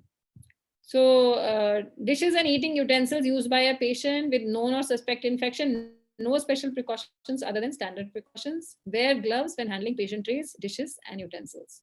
Spill management is the same, 1% for small spills हम हाइपो यूज करते हैं, और 10% फॉर लार्ज स्पिल्स, और पीपी पहन के आप स्पिल मैनेजमेंट करेंगे. और patient discharge or transfer पे clean and disinfect all surfaces that were in contact with patient, and do not spray or fog occupied or unoccupied rooms. This is very important point. So fogging of course is not recommended by, so there is a difference between spraying, fogging and the normal, जब आप घर में एक pipe लेके और उस पे हाथ रख के उसको स्प्रिंकल करते हैं, that is not spraying and fogging. Spraying, fogging is where you are creating very small particles. So when you do that, that is not healthy because it may get inhaled. So that is not a good practice, and nowadays it is not recommended, especially in occupied rooms जहाँ पे human beings are around. अगर आपको spraying fogging करनी है ऐसे room की जहाँ आपको लगता है कि वेंटिलेशन अच्छी नहीं है, सो हो सकता है हवा में कुछ माइक्रोब्स हो, तो उसमें आप सबको बाहर करके और फिर आप उसको कर सकते हैं, लेकिन ये ह्यूमन इनहेलेशन के लिए it's not safe. So waste management में कुछ ही बातें मैं कहूँगी, ये बिल्कुल 2016 रूल्स और अभी पोल्यूशन कंट्रोल बोर्ड ने भी अपनी एक एक्स्ट्रा गाइडलाइन दी है टू हैंडल कोविड वेस्ट. सो अगर आपके पीपीई में थोड़ा प्लास्टिक है, आपका जो आई शील्ड है वो तो पूरा प्लास्टिक है, और ग्लव्स ये तो रेड में ही जाने हैं. ये तो हमें पता है कि जो भी प्लास्टिक और श्रेडेबल जो रिसाइक्लेबल मटेरियल है उसमें जाता है, लेकिन अगर आपकी पीपीई में थोड़ा प्लास्टिक है तो आप उसको प्लीज येलो में डालें, और अगर वो प्योर प्लास्टिक का बना हुआ है, full plastic, then you put it in red. बाकी सारा आपका सॉइल्ड वेस्ट जो है वो सारा का सारा येलो में आता है. आइटम्स विच आर आपके मास्क हो गए, आपके जो आपकी टिश्यू पेपर है, और जो भी आप पेशेंट के ऊपर जो जो चीजें यूज हुई हैं जो आप फेंकना चाहते हैं अदर देन प्लास्टिक. सो आपके आई शील्ड प्लास्टिक है. आई शील्ड तो ज्यादातर लोग रीयूज करते हैं बार बार by disinfecting it with both hypo and alcohol swabs, उसको डिसइंफेक्ट करते हैं और यूज करते हैं. और लेकिन मास्क और ये सब येलो में जाएगा. आपका सॉइल पीपी, आपका everything will go into this accepting plastics which go into red. So red में आपकी लैब वेस्ट भी जाती है, द लैब वेस्ट, क्योंकि लैब की आपकी वीटीएम वगैरह सब प्लास्टिक्स के बने हुए हैं तो रेड में जाते हैं. और प्री ट्रीट करके, लैब वेस्ट हमेशा पहले प्री ट्रीट करना है और उसके बाद उसे डिस्कार्ड करना है. वाइट बॉक्स में सारा शार्प्स जाता है और ब्लू बॉक्स में आपका ग्लासवेयर जाता है. ये लेबल जरूरी है 2016 रूल्स के हिसाब से. और this is again a table which just summarises everything. So isolation wards की स्पेसिफिकली कुछ बातें, use dedicated trolley and separate colour coded bags waste management के लिए. और जो नई गाइडलाइन सीपीसीबी ने दी है, पोल्यूशन कंट्रोल बोर्ड ने, उसके हिसाब से कोविड-19 वेस्ट पे कोविड-19 का अलग लेबल लगा होना चाहिए, और इन बैग्स में हम डबल लेयरिंग कर सकते हैं ताकि बिल्कुल भी लीकेज ना हो. और इन पे इसलिए कोविड-19 का लेबल लगवा रहे हैं ताकि इनकी ट्रीटमेंट जो है common biomedical waste treatment facility पे प्रायोरिटी बेसिस पे की जाए. And so I just few more slides that I have. Some strategies followed in other countries for protecting healthcare workers for COVID. तो दूसरे देशों ने, हमें वुहान में तो पता है बहुत ड्रैकोनियन मेजर्स थे. पहले उनके इतने सारे 1300 हेल्थ वर्कर इन्फेक्ट हो गए थे शुरू में, और अपनी फैमिली मेंबर्स को भी इन्फेक्ट कर दिया था. फिर उन्होंने क्या किया, 42,000 हेल्थ केयर वर्कर्स दूसरी जगह से बुलाए और उनको फैमिली से दूर रखा. This was a very draconian kind of measure which every country has not followed. So this China followed. So सारे प्रोटेक्ट हुए, इनके पूरे कंप्लीट पीपीई पहन के उन्होंने काम किया. But question is, do all countries have similar resources? So Singapore और हांगकांग ने क्या किया, that surgical mask eight all times health care workers पहनते हैं, eight all times for all patient interactions, and gloves, proper hand hygiene, or disinfecting all environmental surfaces between, जैसे बीच में patients के बीच में आप एनवायरनमेंट को डिसइंफेक्ट कर रहे हैं, ताकि एनवायरमेंटल क्लीनिंग बहुत फ्रीक्वेंटली उन्होंने डाली. और जिनमें सिम्टम्स सस्पिशियस हैं उनको रेस्ट पेशेंट से, जैसे मैंने कहा, ट्रायज के बेसिस पे उनको अलग सेपरेट किया. और social distancing, doctors and patients and with in doctors also, very important कि हम डॉक्टर्स के बीच में भी सोशल डिस्टेंसिंग फॉलो करें. और सिंगापुर में एक केस रिपोर्ट हुआ of a critical ill pneumonia patient, और उसमें से 41 हेल्थ केयर वर्कर्स इन्फेक्ट हुए एक पेशेंट से. और बाद में 4 दिन बाद पता चला कि ये कोविड-19 पॉजिटिव पेशेंट है. तो दिस वाज जस्ट एक्सपोजर, सो सब इन्फेक्ट नहीं हुए. लेकिन तो इसमें डिफरेंशिएट करने के लिए भी क्राइटेरिया है, हाई रिस्क एक्सपोजर और लो रिस्क एक्सपोजर का. And 85% of health care workers जो थे, they used only surgical mask, yet owing to proper hand hygiene none became infected. So because उनके hand hygiene बहुत अच्छी थी, though they were exposed, इनको किसी को भी इन्फेक्शन नहीं हुआ. So जैसे मैंने आपको बताया, एक बार आप ये समझ जाएंगे कि वायरस हमारे बॉडी में कैसे एंटर करता है, then it will be very easy, at all times we can think. लेकिन हमारी क्योंकि रूटीन प्रैक्टिसेस नहीं है इतनी स्ट्रॉन्ग, सो एक मिनट भी हम अपनी गार्ड को नीचे नहीं कर सकते कि every minute we have to remember कि virus is around me, so I have to wear mask at all times, surgical mask, and I have to use my hands very carefully. I have to practice hand hygiene very frequently. So तो उन्होंने mass testing नहीं करी. तो उन्होंने क्या नहीं किया, Singapore में इन्होंने मास टेस्टिंग नहीं करी. And what they would do, aggressively ढूंढते थे उनको जिनमें सिम्टम्स आए, हेल्थ केयर वर्कर्स जिनमें सिम्टम्स, जैसे मैंने कहा, एक सर्वेलेंस प्रोटोकॉल बनाना और एक चेकलिस्ट बनाना. जैसे किसी में सिम्टम आए, एकदम उसको आइसोलेट करना, उसको टेस्ट करना, उसको ट्रीट करना. और एंड जिनके एक्सपोजर कम्युनिटी में बड़ी हाई रिस्क थी उनको, तो इन तरह के हेल्थ केयर वर्कर्स को उन्होंने एग्रेसिवली सर्च आउट किया और उनको टेस्ट किया. And PP was not used, was only, जहाँ इंडिकेशन नहीं थी वहाँ उन्होंने PP यूज नहीं करी, और इस तरह से उन्होंने अपना PP कंजर्व किया उन एरियाज के लिए जहाँ पे इंडिकेशन है.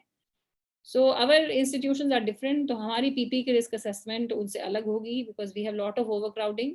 लेकिन N95 is primarily needed when you are generating aerosols.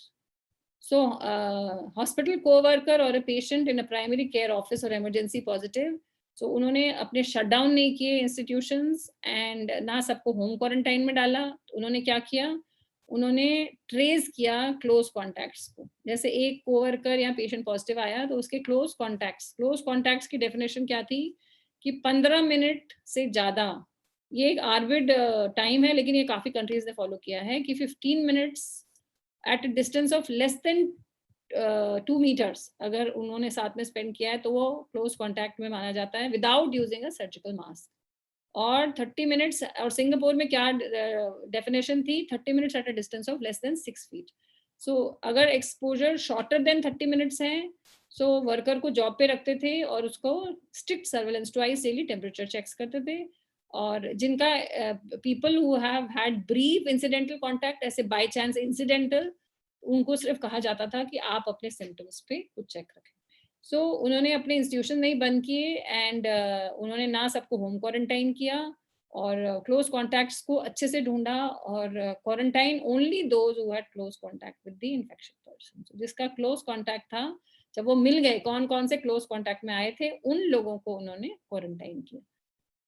So this is how they have, and one more thing I want to share. So ये कुछ रेफरेंसेस हैं जो मिनिस्ट्री ऑफ हेल्थ के और WHO के, और एक ट्रेनिंग अवेलेबल है on the ministry of health पे, इसका नीचे मैंने लिंक भी दिया है, और IGOT पे ये सारे सेशंस हैं उस पे। सो एक ICU care and ventilation management पे है, एक ट्रेनिंग फॉर NCC कैडेट्स है, इन्फेक्शन प्रिवेंशन कंट्रोल है, क्लिनिकल मैनेजमेंट ऑफ कोविड-19, बेसिक्स ऑफ कोविड-19। सो ऐसे 6-7 ट्रेनिंग मॉड्यूल्स हैं, ये आप प्लीज अटेंड करें।